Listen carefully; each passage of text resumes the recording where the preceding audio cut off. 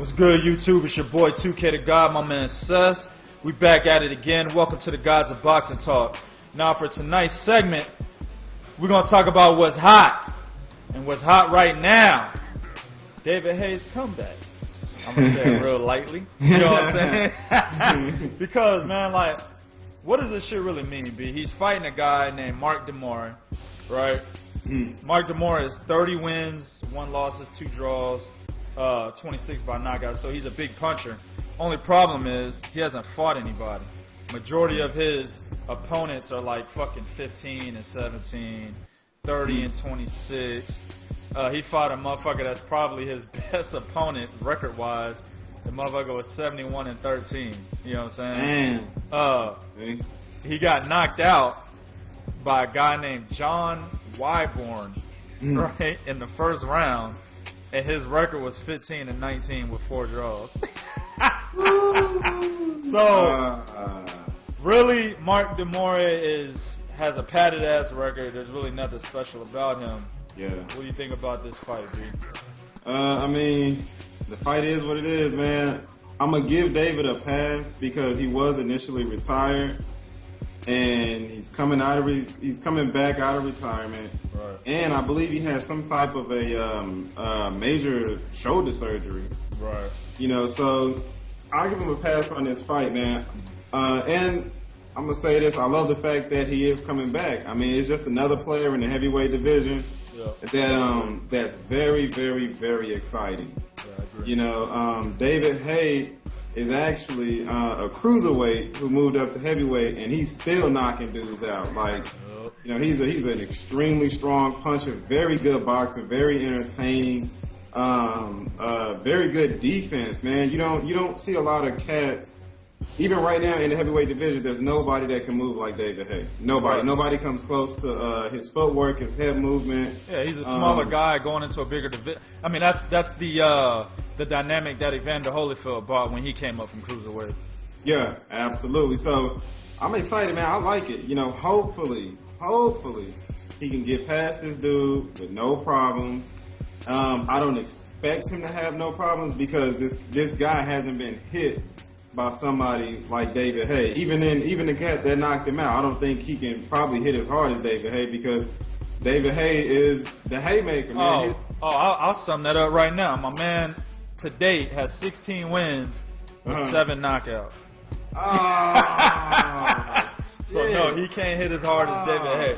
Hell no. Woo! Yeah. Nah, man, hopefully this is easy work for David and he can get on the right track because honestly, when I look at the way the division is right now, everybody's food for David Haye.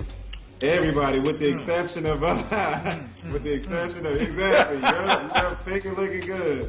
With the exception of Luis Ortiz, everybody else, man, is pretty much food. I mean, dude can knock anybody out. And like I said, he has very, very, very good boxing ability. I love his jab. I love his combinations.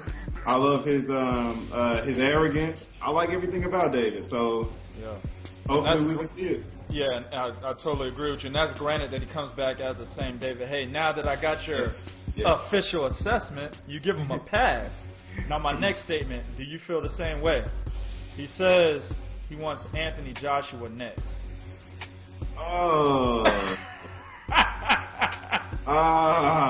Damn, man. Yo, you should have told me that before I even start talking. My man, I give him a pass. You know, he's the greatest. Damn. Yeah. He gave Anthony Joshua his props. He said he's the real deal, but he's saying he wants that fight next, right after Martin DeMore. No. He should not fight Anthony Joshua next. Anthony Joshua is a prospect. Yeah. And really, you know, Joshua shouldn't be nowhere near David Haye right now. You know, he has so many things to work on, and he's got a long, luxurious career ahead of him. Yeah. Nah, man, he doesn't need that fight. You know, I think the only reason why David would even want that fight is because he wants what Joshua is starting to have, and that is a major fan base in the UK and his popularity. Right. You know, and I think David wants to be the first guy to beat him. And honestly, if that fight were to happen, I wouldn't even give him any credit for the win. I mean, there's no credit to be had by beating a guy that's, what, 15, 16 and 0, something like that? 15. Yep. Come on, man. No, there's no credit to be had. You know, what are you earning? You know? Yeah. So, I mean, I don't like that. The only thing I can say is that I think with Anthony Joshua's star power, I mean, my man just headlined his first pay-per-view with only 15 bouts. So I think he has a huge fan base out in the UK. And I think that if David Haye went out there and beat Anthony Joshua, not only beat him, but fucking beats him in an emphatic fashion, like by KO or something like that, immediately catapults David Haye from here to way up here. Oh yeah. So absolutely. I think that's the advantage of taking that fight for David Haye. I'm gonna disagree with you, man. I want to see it. I want to see it. No. Why? We will find out where. Let me put it this way: we will find out where David Haye is at in terms of is he ready to fight the top 10, top 15 caliber opponents in the heavyweight division after his fight on January 16th with Martin Mori. We'll find out if he's ready. If he looks like he's ready, I want to see it. Dude. Wow. Okay. All right. Okay. Next, man, this is some shit right here, man. The president. Now, this is the funny thing. I was just talking to a couple of my people, man, about Ike Ibeabuchi, man, about how it was such a tragedy, what happened to him, how my man would have been one of the first motherfuckers to, well, not the first because all of McCall got to him, but he would have been the guy to dethrone Lennox Lewis last decade, you know what I'm saying? Or he would have been the guy to beat Mike Tyson for a second time after he lost to Buster Douglas, you know what I'm saying? I mean, this dude was the real fucking deal, right? Yeah. And then, man, he has mental illness. He has a mental illness. Yes. The news is he's coming back. He has hired Michael Kantz, Manny Pacquiao's advisor. I don't know how the fuck he hired anybody. My man just spent 16 years in prison. You know what I'm saying? My man was making license plates and shit for like 4 cents an hour. Wow. So I don't know how to, I guess 4 cents an hour every day for 16 years, you might be able to hire a nigga, you know what I'm saying? You know what I'm saying? But anyway, he's hired Michael Kantz, and apparently Manny Pacquiao and Bob Arum, Manny Pacquiao especially, is backing the shit out of an Ike Ibeabuchi versus Andy Ruiz matchup on April 9th on the undercard of the Manny Pacquiao Bradley trilogy. They are not looking to give this motherfucker no type of tune-up, man. Like Michael Kantz came out, was like, no tune-up, nope. He's fighting a top 15 caliber opponent right out the gate. I don't know if that's a great decision. Mind you, Ike in his prime, I mean, this motherfucker beat David Tua. That was actually supposed to be a fight. David Tua was supposed to run through him and then get a shot at the title. You know what I'm saying? Next. That was all set up for David Tua. But this prospect and Ike Ibeabuchi went in there and threw a fucking monkey wrench in David Tua's plans. So much so it took David Tua 3 years to actually get his title shot that he was supposed to get after that fight. You know what I'm saying? Then he goes on and beats Chris Bird. Chris Bird was an undefeated heavyweight, and like my man Seth had just said about David Haye, he brought a different dynamic to the heavyweight division because he was slick, he was fast, he fought behind a jab, he threw combinations, and he was a southpaw, right? So he was cruising, 26-0. Ibeabuchi went in there and knocked this motherfucker out in the 5th round. You know what I'm saying? I think that is a bigger win for Ike Ibeabuchi than the David Tua win, and just in my opinion. Yeah. And right after that fight, that's when he went to jail for 16 years. Let's look at a couple of his incidents, man. I'm only gonna go through a couple of them. I don't want to take too long, but my man was running through JFK Airport talking about y'all better shoot me now because he was due to his size, he was booked on a specific flight, and due to his size, he needed 2 seats, but he was only booked for 1, and the flight didn't have any more seats to give him 2. So basically, he wouldn't be able to board that flight. So my man started running through the airport talking about, y'all better shoot me now, yelling at the different cops. You know what I'm saying? That's one sign of mental illness, right? Another sign, in 1999, before he went to jail, the motherfucker went crazy on Ezra Sellers, who was a heavyweight at the time, sparring partner. They sparred. Ezra Sellers cut him, right? Sparring is over. Ezra Sellers goes back to his locker room or whatever, goes to his gym bag, retrieves his wedding ring, puts it back on. Ike Ibeabuchi sees it and says, yo, motherfucker, you was wearing that ring the whole time. What the? So he runs up on Ezra Sellers, kicks him in the knee, right? What? And then they both fall down, and Ike is smashing my nigga, you know what I'm saying? Giving him that business, you know what I'm saying? And then, the fight is broken up. His trainer at the time, Jay Wilson, he breaks it up. Ezra Sellers is like, yo, I was hand wrapped by your own trainer, son. And so when he said that, Ike was like, what, nigga? Goes after Jay Wilson. Oh, my. Long story short, Ezra Sellers had to postpone a fight that he had coming up because he had two torn knee ligaments. Kick the shit out of him. Exactly. He kicked the shit out of my man. And then, Jay Wilson, Ezra Sellers filed a lawsuit against him that was later dropped. But that's sign number 2 of mental illness, right? Yep. Then the third sign, you know what I'm saying? He kidnaps his 15-year-old son, right? And he fucking runs into a cement pillar in Austin, Texas. Oh. Permanently injuring his son. Basically, his son, he walks with a deformity now for the rest of his life. My man he was charged with kidnapping and I believe assault. Kidnapping and attempted murder, excuse me, right? But then for some reason the court concluded that he was trying to commit suicide, so all he had to do was pay $500K restitution to his son, and he only had 120 days in jail, right? Sign number 3 of mental illness. Exactly. And then the coup de grace in 1999, after the Chris Bird fight, he was convicted of rape, right? But then he only received 2 to 10 years. I think it was for battery, and then he received 3 to 20 years for attempted assault, sexual assault. So that's the bid that he was doing that ended up being 16 years. Yeah. So I don't know, man. Like in his prime, he was an excellent fighter. I mean, he actually set a record throwing 975 punches in a fight, in a heavyweight fight, and he averaged 81 punches per round. I mean, and this was a guy at one point where even Mike Tyson said, that's the one guy I don't want to fight. You know what I'm saying? In an interview. So, in his prime, he was the motherfucking man. But at 43 years old, 16 years in prison, I hope my man was really on some boxing shit while he was in that cell. For real. Because to come out and to basically say, no, fuck that, I want a top 15 ranked heavyweight, I want to believe that my man was on some serious shit in prison. But when you're in prison, how serious can you be?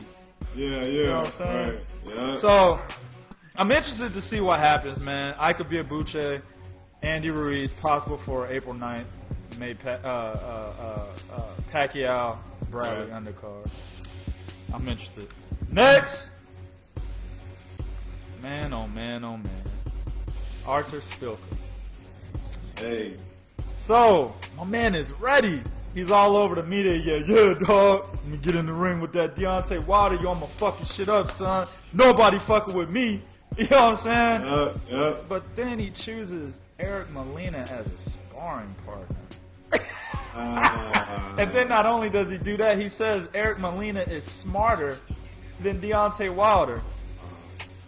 Give me your thoughts, man. Hey, well, all I can say is we know where this is going. You know what I mean? And we know where he's going. Yep. He's going to sleep. So, I mean, yeah, exactly. Man, just, I don't know. I mean, okay, I'm not gonna fault him for choosing to spar a guy the guy that he's about to face. Right. I won't fault him for that, but I will say this. Eric Molina is not smarter than Deontay Wilder. If he was smart, if he had better ring intelligence than Deontay Wilder, he wouldn't have got knocked out. So, I mean, I don't know what he's thinking. Maybe he's just trying to get under Deontay's skin and saying that, man, the guy that you beat was smarter, faster, you know, better than you in all these different aspects and all of this bullshit, but he going to sleep, man. I don't know if he's really trying to get under Wilder's skin because he's not real public with it like that. I mean, it was just a statement that was made. It wasn't directed towards Wilder or nothing. He really believes that. Look here, man. Come here, dog. Come here, Szpilka. Yeah. Bro. Yep. How the fuck you gonna spar a short ass, fat, inside fighter like Eric Molina for a tall, rangy mover with a jab and a straight right hand from hell in Deontay Wilder? It don't. That's like Mayweather, right? He's getting ready to fight Zab Judah, right? And he picks Ruslan Provodnikov as his sparring partner. What the fuck? This is night and day. Eric Molina cannot prepare you physically for Deontay Wilder. He can't. You need a taller person to prepare for. And there's not a lot of guys you can get that are going to emulate Deontay Wilder's style, right? Yeah. Or have his punching power. But there are guys that are tall, rangy, and have a jab. Tony Thompson, for example. You know what I'm saying? Get him. What's the cat that just fought Povetkin? Marius Wach. That's an excellent choice. The only difference is, like I said, is the fucking power punching. But he's tall, he's rangy, and he uses a jab. This is exactly what Deontay Wilder is going to do to you. He's going to use his jab to set up his straight right hand, because you even said yourself that he loads up on the straight right hand. But don't think the motherfucker's coming around the ring like this. He's not Adonis Stevenson. This is Adonis. You know what I'm saying? He's not doing that. He's actually jabbing and ready to load that motherfucker on you. So you need to fight a tall, rangy guy that has a fucking jab. And then he says speed is going to beat Deontay Wilder. While I agree with that to an extent, Artur Szpilka, he's not fast. I mean, these are all the signs of a motherfucker getting put to sleep. Everything. Man, the first sign of a motherfucker going to sleep is a motherfucker that doesn't know his opponent very well. That's the first sign, and you don't prepare properly because you don't know who the fuck you're fighting, or at least you don't assess him properly. Now, the trainers can assess him as well as they want to, but Szpilka is still the fighter that's got to go in the ring and execute the game plan. And from the way Szpilka's talking, he is not assessing this motherfucker properly at all. Like, I get that nigga F at assessing. You know what I'm saying? Straight up, B. Straight up and down, man. Like that. Next, and the last of what's hot, Billy Joe Saunders, man. I don't even want to go too far into this shit. I had a couple of debates with a couple respectable cats on Google Plus. You know what I'm saying? And, you know, basically I said my man is pricing himself out, he's ducking. Look, man, he's basically doing the same shit that Leo Santa Cruz did when he told, shout out to Dante's Boxing Nation, that he wanted $3 million to get in the ring with Rigo. Yep. He's obviously saying a high number because he really doesn't want the fight. You're not getting $3 million to fight Rigo. I feel the same thing with Billy Joe Saunders. He's not getting. He said $4 million, right? Yeah. He said $4 million, and he wants to fight Triple G in the States. This is after he said that he'll be ready for the fight in 18 months. Well, Triple G is obliged. Triple G did what Andre Ward did to him when he called his bluff, right? Yep. He said, oh, come to, 164, 50-50. Andre Ward was like, oh, shit, all right. Here's 50-50. You know what I'm saying? Called his bluff. Triple G's doing the same thing that Billy Joe Saunders. Oh, all right, bro. Here's $4 million, dog. You know what I'm saying? And for some reason, Billy Joe Saunders isn't responding yet. Crazy. Now, Frank Warren has basically said Billy Joe Saunders is on vacation. That's why he hasn't responded. They're not even thinking about negotiations. But my thing is this. If you have a chance to get the biggest payday ever and a payday you'll never ever get again, You know what I'm saying? Unless you win, because I really don't believe they're gonna conjure up $4 million for him. They conjure up $4 million for Billy Joe Saunders. They gotta conjure up $4 million plus for Triple G because he's the A side. You know what I'm saying?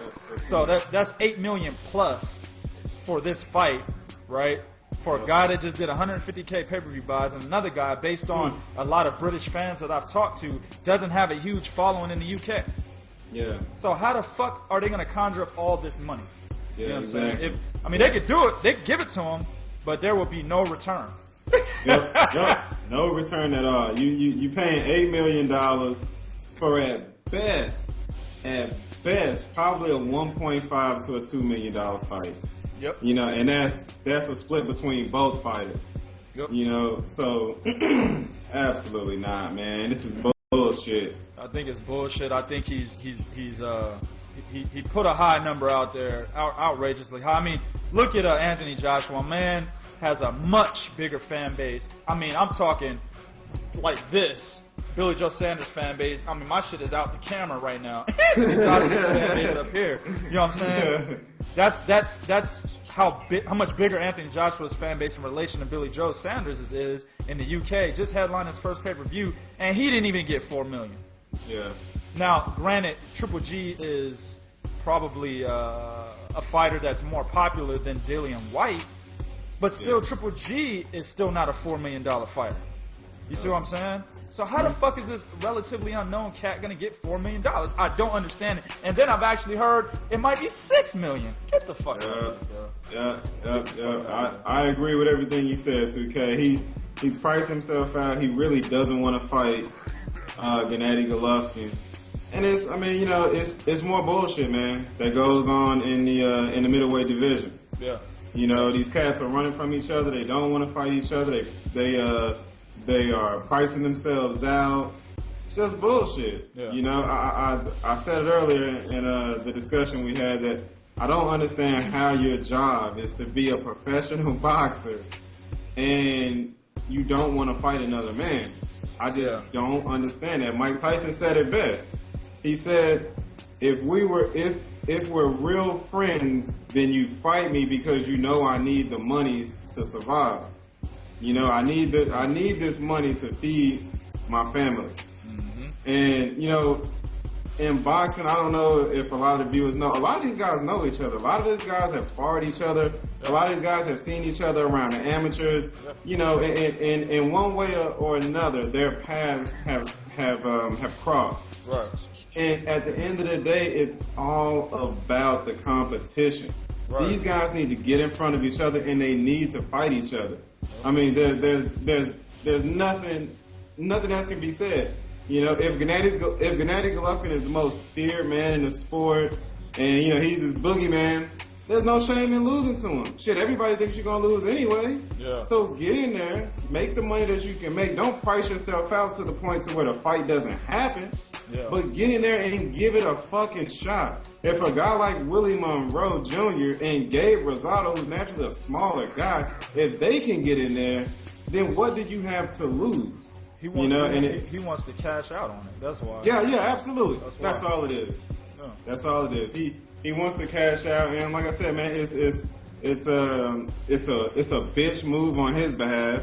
Yep. Because you know Golovkin to fight him. I mean that's an easy fight for Golovkin. You know, I honestly think it's an easy fight, and Billy Joe Saunders is just looking real hoish right now. You know, and I hate to call boxers bitches and stuff like that, but at the end of the day, man, you have to believe in your skill. Yep. You have to believe in what you can do in the ring. It does not matter what the other man can do. Yep. You know, for all the viewers watching, you know, everybody out there, it doesn't matter what the man in front of you can do. Yep. You know what I mean? If you go in a fight thinking that he can do what everybody says he can do, then guess what? You put more emphasis on it at the end of the day. The motherfucker probably don't even hit as hard as they say he hits, or you may be able to take his punches better than what you think. But if you go in there with that mindset, you're already going to defeat yourself. Yep. So you know what? And I'm gonna end it with this too, okay? Mm-hmm. Just because Billy Joe Saunders has pretty much done everything he needed to do to basically tell us he doesn't want this fight, just because he's done that, I don't care what they offer him, and I don't care if the fight actually happens. I won't watch it. I won't watch it because he already has a defeatist attitude, and when he gets in the ring, it's gonna be easy work. Yep. You know, the minute he takes the first shot, he's gonna be out of there. He won't even be competitive because he's scared. Yep. So, you know, it's just bullshit, man. Fight this motherfucker, man. I 100% agree. 100 times 100. You know what I'm saying? That's what's up. I mean, let me say this real quick, and I'm gonna wrap up the video. I told my mans, a couple of my people, you know what I'm saying? I said, these guys, Billy Joe Saunders, Leah Santa Cruz, Adonis Stevenson, respect to the guys who are the king in their divisions. They don't have the fighter's mentality that they're supposed to have. Yeah, absolutely. And also said that, you know, you and myself, we've been in the ring. Yep. We've been all around gyms, you know what I'm saying?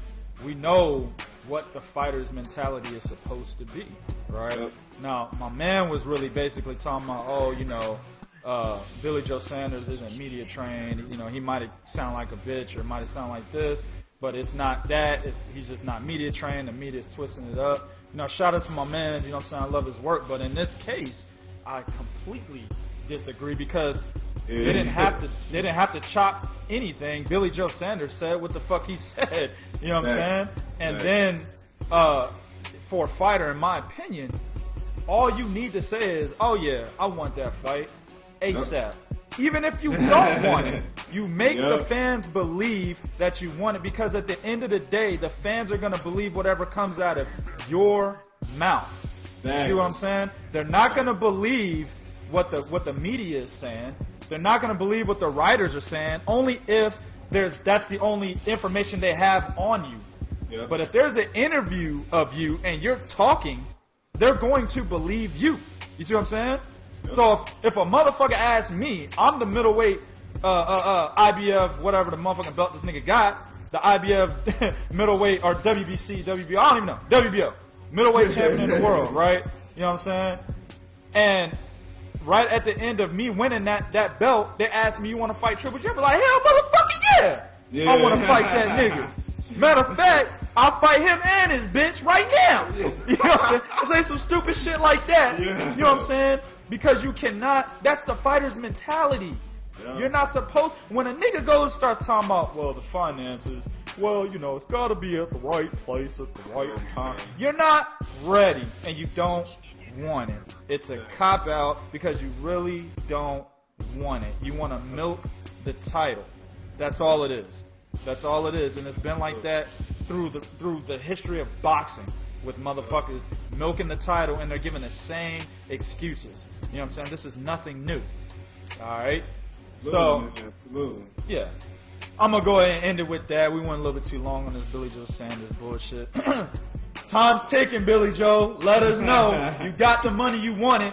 Where you at? Yep. Do what you do in the comment section. But be real. This is real talk for real fans. One.